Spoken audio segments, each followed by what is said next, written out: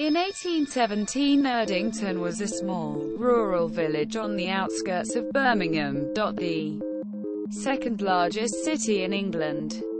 Today it's more of a suburb. The spread of cheap housing to shelter the many workers needed during the Industrial Revolution in the 1900s ensured that its once pretty appearance was sucked into a void of back-to-back terrace housing and later miles of cheap council houses and flats. The first of the two murders occurred on the 27th of May 1817 when Mary Ashford, a 20-year-old local girl, was found dead in a flooded sand pit. The second happened in 1975 and this victim was also 20 years old.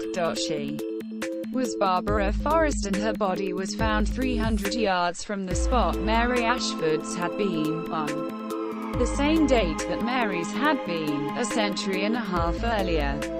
Both girls shared the same date of birth and both were killed and found within yards of one another. Both had been strangled and then raped and both had visited a friend prior to attending a local dance on the night of their murder and both had changed their dress at their friend's home.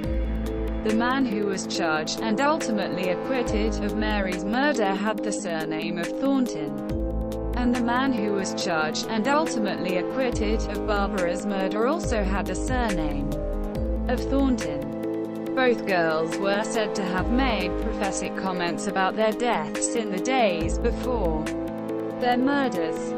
Mary Ashford was said to have told her friend's mother that she had bad feeling about the week to come. Barbara had told a friend 10 days before she was killed that, "This is going to be my unlucky month. I just know it, don't ask me why."